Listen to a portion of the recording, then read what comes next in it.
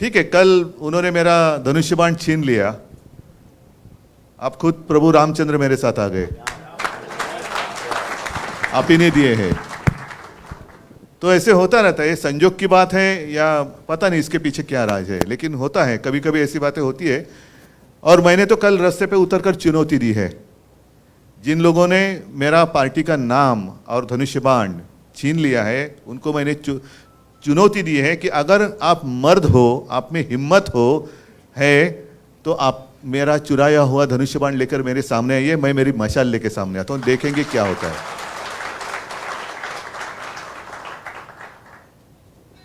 एक बात जरूर कि पिछले 25-30 साल से भी ज्यादा हम और आप एक दूसरे के विरोधी थे, कांग्रेस और राष्ट्रवादी और शिवसेना, उत्तर भारतीय और मराठी नहीं मैं कह रहा हूं, कांग्रेस, राष्ट्रवादी और शिवसेना। तो ऐसी कौन सी बात हो गई कि हम तो हिंदुत्ववादी थे। आज भी मैं कहता हूं मैं हिंदू हूं, मैंने हिंदुत्व कभी छोड़ा नहीं है और ना ही छोड़ूंगा। मैंने तो भाजपा को छोड़ा है, हिंदुत्व को नहीं छोड़ा है।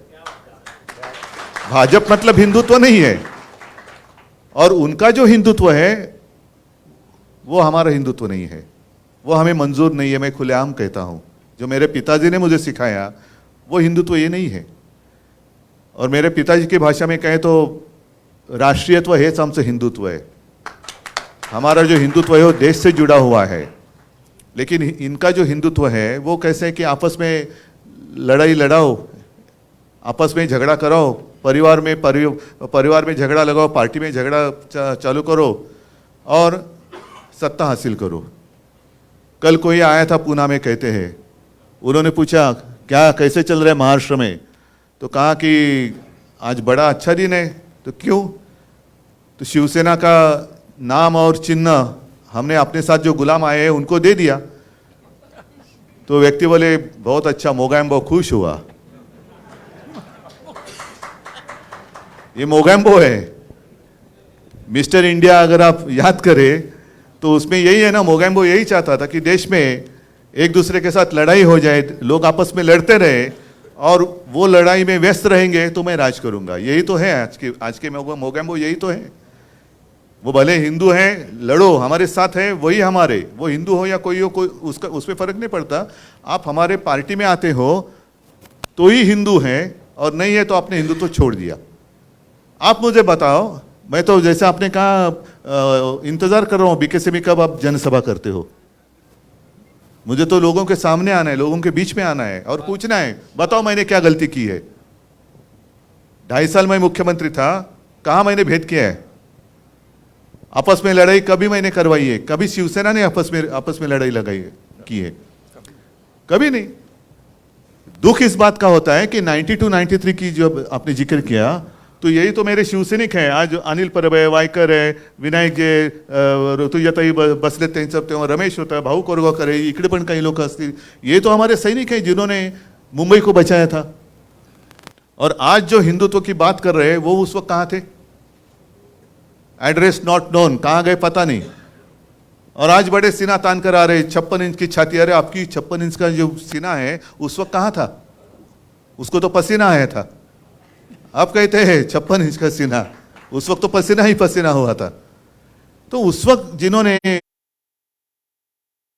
मुंबई बचाई उनको आप अभी गुनहगार मान रहे हो। और मैं कांग्रेस के साथ गया, मैं नहीं गया, भाजपा ने मुझे ढकेला है। भाजपा ने मुझे ढकेला। और ये बात मैं दोहराना इसलिए चाहता हूं ताकि गलतफहमी आपके मन में ना रहे। 2014 में मैंने नहीं युति तोड़ी थी, भाजपा ने युति तोड़ी थी, और तब भी मैं हिंदू ही था ना, आज भी हिंदू हूं। उस वक्त आपने युति तोड़ी थी, बाद में जब आपको पता चला, जरूरत पड़ी कि अरे शिवसेना तो साथ में लगेगी, क्योंकि उस वक्त लास्ट मोमेंट चंद्रकांत जी, मतलब चुनाव, वो जो नामांकन पत्र दाखिल करने की डेट रहती है उसके एक दिन पहले उन्होंने युति तोड़ी। बड़ी मुश्किल थी, क्योंकि 288 जगह पर मैं कैंडिडेट कहां से लाऊं। तो भी हम लड़े, अकेले लड़े तो 63 आए थे हमें। बीजेपी को ऐसे लगा था कि वो अकेले की जोर पर सत्ता संभालेगी, नहीं संभाल सके, हमारी मदद लेनी पड़ी। उसके बाद अमित शाह घर पे आए थे, और ये तो मैंने जब दसरा की रैली हुई थी अभी की शिवाजी पार्क, तो मैंने मेरे माँ और पिताजी की कसम खाकर शपथ लेकर कहा था कि ये बात सच है। उन्होंने मुझे एक वचन दिया था, और वो इसलिए मैंने मांग की थी क्योंकि मैंने मेरे पिताजी को यानी बाला साहब को आखिरी दिनों में वचन दिया था कि मैं एक ना एक दिन आपका शिवसैनिक मुख्यमंत्री करके दिखाऊंगा। वो वचन आज भी मेरा कायम है। तो उस वक्त अमित जी ने कहा ठीक है, और बाद में ठीक है के बाद जो कुछ हुआ आप देख रहे हैं। और उस वक्त अगर मैं आज जैसे हमारे कुछ लोग गले में पट्टा बांधकर गए उनके पास, तो ये तो मेरे पिताजी ने कभी सिखाया नहीं किसी की गुलामी करो। मेरे पिताजी ने सिखाया अन्याय के साथ लड़ाई करो। मैं तो लड़ने वाले पिता का लड़ने वाला पुत्र हूँ, और कभी झूठ बात नहीं करूँगा। मैं झूठी बातें करना मेरे खून में नहीं है, और इसलिए मैंने कहा कि ऐसी बात है तो मैं छोड़ दूंगा। मैं अच्छा हम देंगे वही आपको मिनिस्ट्री लेनी पड़ेगी क्या? और उस वक्त तो ये कहा गया था कि आप चुनकर आए हो, ध्यान में रखो मोदी जी का चेहरा आपने इस्तेमाल किया है। उस वक्त तो युति थी, गठबंधन था। हाँ, हमारे पोस्टर पे मोदी जी का चेहरा था, उनके पोस्टर पे हिंदू हृदय सम्राट बाला साहब का चेहरा था।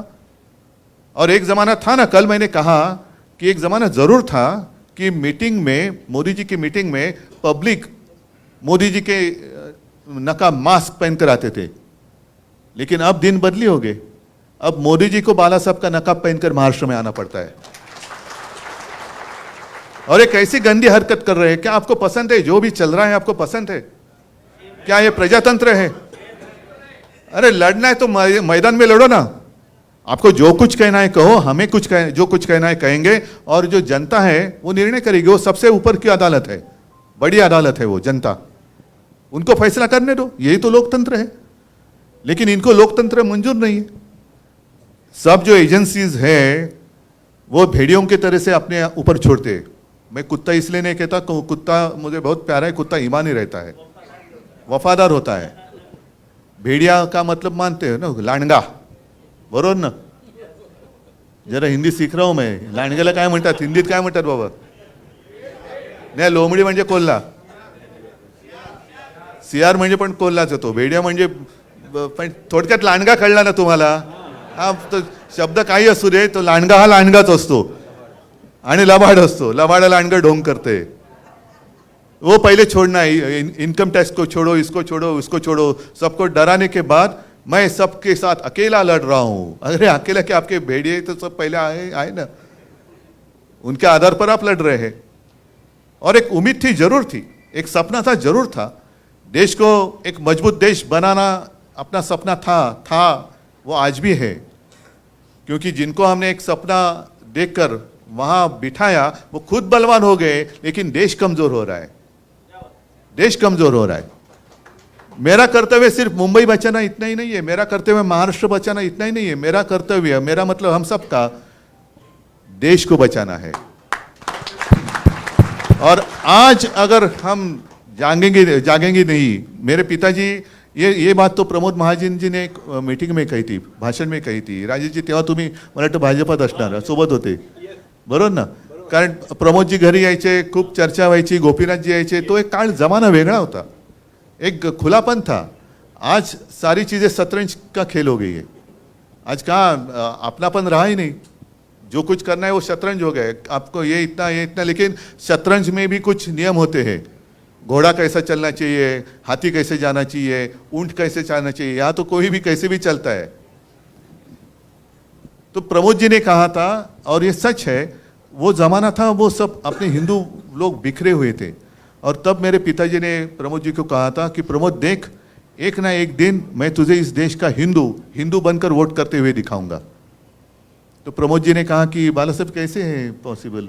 उत्तर भारतीय अलग है, मराठी अलग है, दक्षिण भारत के अलग है, बीच में पंजाबी है, बंगाली है, तो ले देख तू क्या होता है कि नहीं देख। वो दिन तो आ गया, हिंदू बनकर वोट करने लगे। अभी हिंदू उठ गए, जाग गए। अभी जागा हुआ हिंदू खतरा भी हो सकता है, तो उनके आंखों में धूल फेंकी जा रही है। तुम्ही उठलात, हिंदू उठले जरूर, पण उठल्यानंतर जागे झालेला हिंदू ह्याला जर का सगळं दिसायला लागलं तर पंचायत होणार। म्हणून मग जो नींद से जाग गए हैं उनके आंखों में धूल फेंकने का काम चल रहा है. मग कुठला तरी एखादा मुद्दा असा फेंकायचा. फिर वो जैसे चुनाव आते हिजाब का मुद्दा आया था, अब कहाँ गया हिजाब का मुद्दा.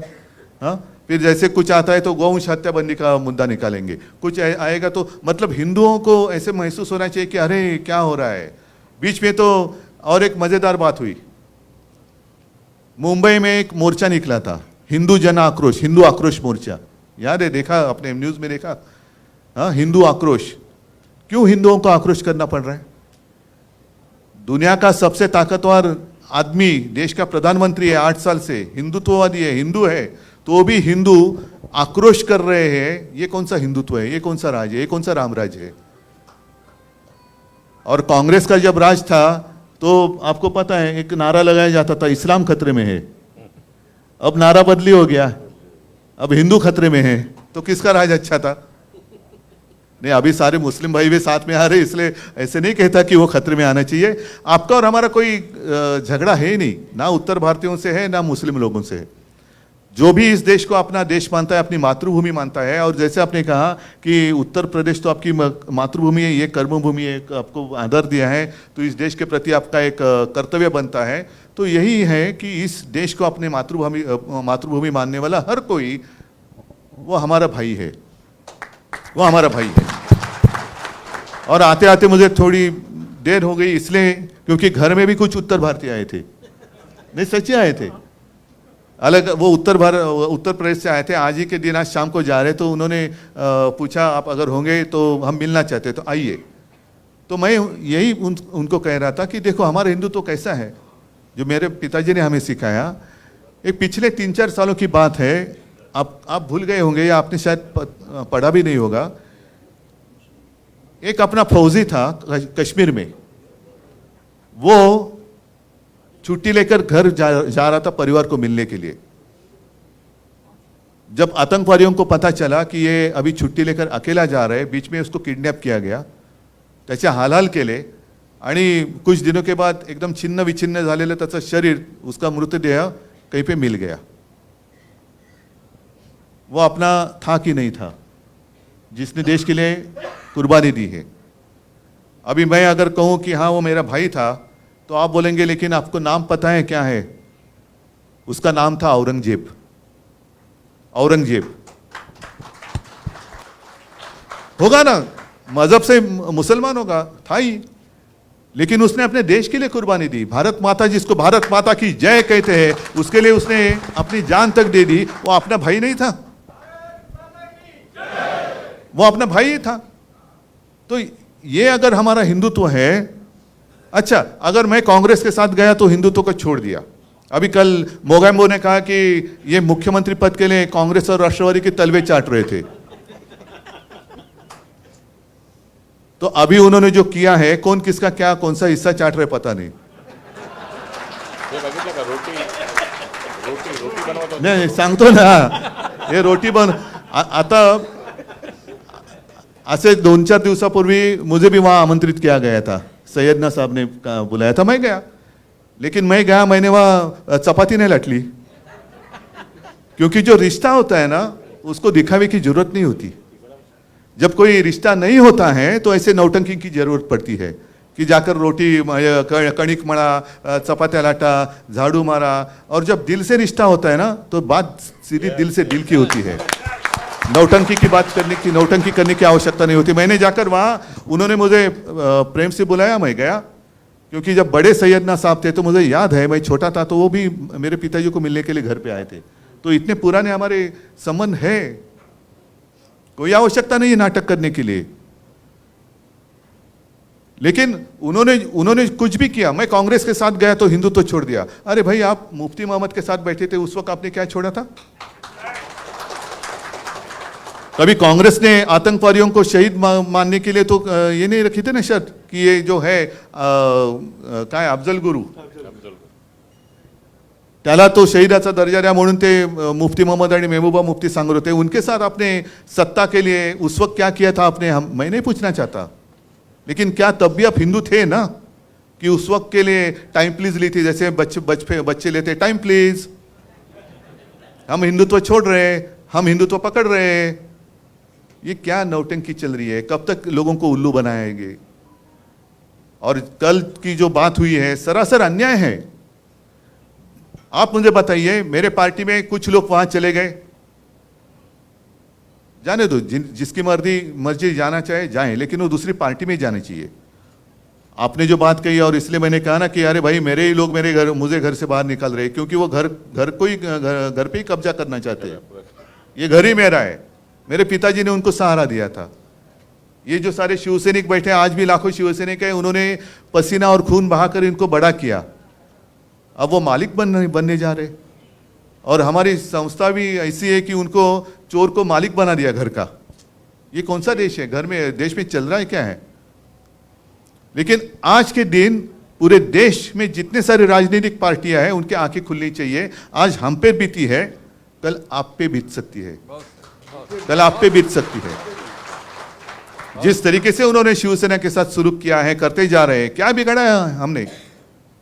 आपको मेरे पिताजी का चेहरा चाहिए, लेकिन पिताजी का बेटा नहीं चाहिए, जो आपके साथ था, आपको साथ आने के लिए, आगे चलने के लिए तैयार था। और सिर्फ मैंने मेरे पिताजी को, जिसको आप आपका नेता मान रहे हैं, उसी को मैंने वचन दिया था कि मैं शिवसैनिक को मुख्यमंत्री करूंगा। वो वचन निभाने वाला अगर धोखा देता है तो उसके साथ मुझे कैसे बर्ताव करना चाहिए? जिसने हमें धोखा दिया, बाला साहब की शिवसेना को धोखा दिया, उसके तलवे चाटने वाले आपको चलते हैं। मग माझं काय चुकलं होतं? मैं यही तो मांग रहा था।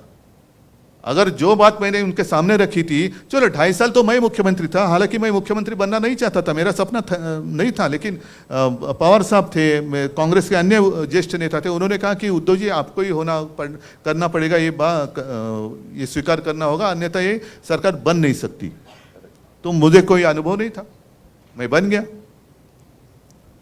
अगर मेरे साथ जो उन्होंने कमिटमेंट की थी 2.5 साल की, वो अगर निभाते तो अब पहले 2.5 साल या बाद में 2.5 साल, या तो उनका या तो शिवसेना का मुख्यमंत्री होकर चला गया होता, और आज ऑफिशियली उनका मुख्यमंत्री शायद होता, या पहले हो जाता था। क्या फर्क पड़ता था? दिन तो उड़ जाते हैं। लेकिन कभी कभी ऐसे लगता है कि जो भी कुछ होता है अच्छे के लिए होता है। जो कल भी चुनाव आयोग ने फैसला दिया, अच्छे के लिए हो रहा है, क्योंकि लोगों के दिल में आग लगी है। अभी आग लगी कि ये कैसा अन्याय है। नाम ठीक है, मेरे पार्टी को 2 नाम दिए गए, 2 गुट उन्होंने मान लिए। कभी आज तक ऐसे हुआ नहीं है। जब भी किसी पार्टी में विवाद हुआ, कांग्रेस में भी हुआ था इंदिरा जी के समय पर, तो गाय वासरू, पहले बैल जोड़ी था, पण गाय वासरू नका विसरू। बैल जोड़ी था, फिर गाय वासरू आ गया। पण तो गाय वासरू क्या है किंवा बैल जोड़ी क्या है, जो आज तक फ्रीज किया गया है, किसी को दिया नहीं गया। भले 2 कांग्रेस को मान्यता मिली, इंडिकेट सिंडिकेट, बाद में और सारे कांग्रेस निकली, लेकिन किसी को भी वो नाम और सिंबल नहीं दिया गया। तो आज भी मेरी अपेक्षा यही थी कि शायद उसी तरीके से कुछ करेंगे, उनका एक गुट और हमारा एक, जैसे उन्होंने वो मान्यता दी ना, त्यांनी नाव घेतलं होतं बाळासाहेबांची शिवसेना। मुझे नकाफी की जरूरत नहीं है, मैं सीधे नाम लेकर लोगों के सामने जा रहा हूं, क्योंकि मेरे पिताजी ने कहा है कि उद्धव तू जैसा है वैसे लोगों के सामने जा, लोग स्वीकार करेंगे या नकार देंगे।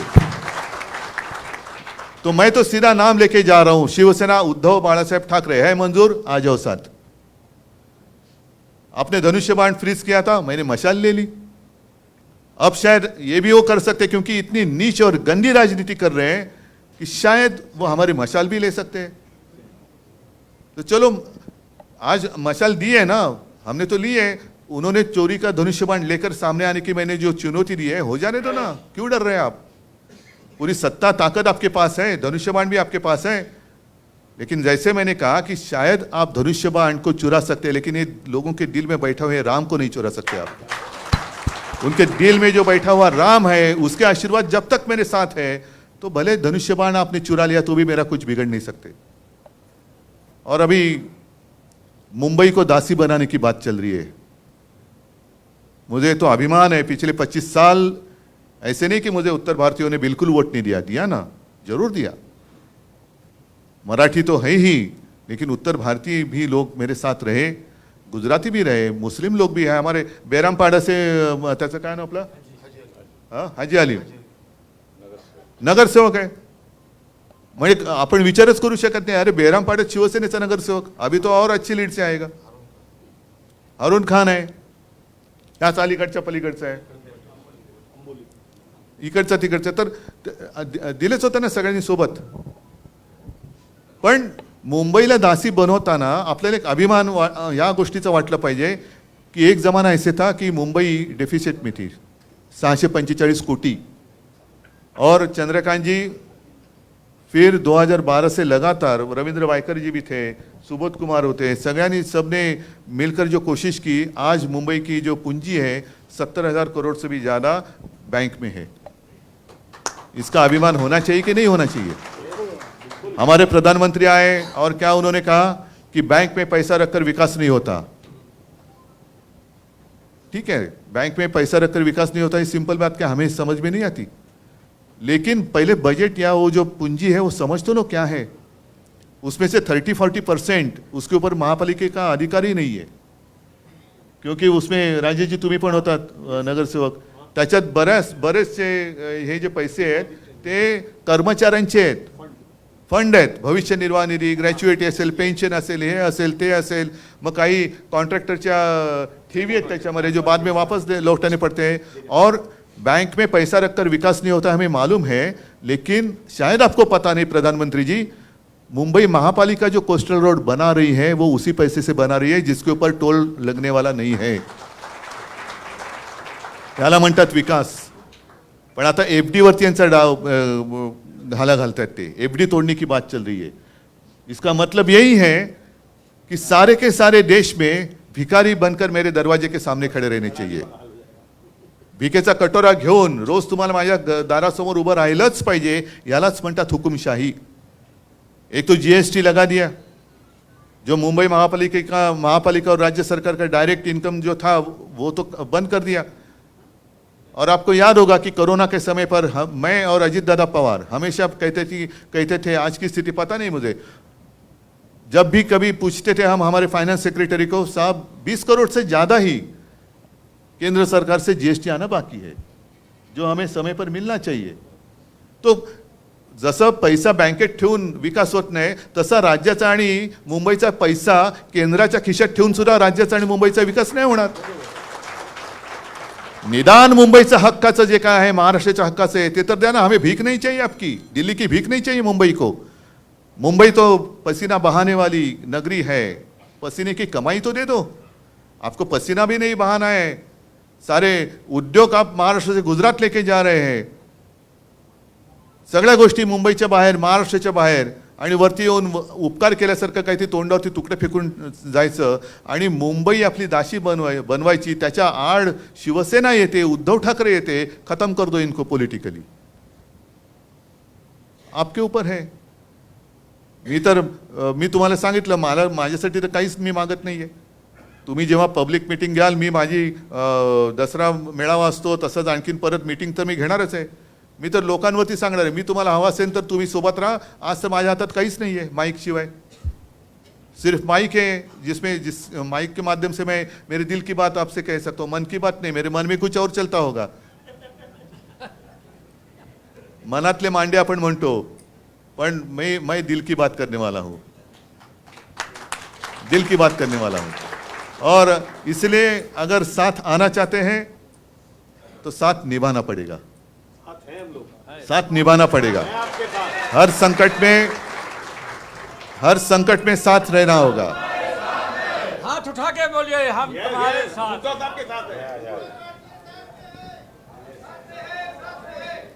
नहीं, और इसलिए आपने जो कोरोना की बात सच है. थोड़ी सी वो एक याद कोविड की बात करूं. अभी शायद कितने तारीख को लॉकडाउन हुआ था? 23 से 22. उसके शायद उसके एक वीक पहले से मैं चीफ मिनिस्टर था, मैंने ऐसे ऐसे कुछ चीज़ें बंद करना शुरुआत की थी. कुछ चीज़ें मतलब पब्लिक प्लेसेस, मॉल बंद करो, नाट्यगृह बंद करा, सिनेमा हॉल बंद करा, रेस्टोरेंट. लोगों को एक आदत होनी चाहिए, एकदम झटका नहीं लगना चाहिए. और उस वक्त मैं लगातार केंद्र के साथ कांटेक्ट में था कि मैंने उनको कहा कि कुछ यहाँ बाहर से जो लोग आए हुए हैं, उत्तर भारत से है या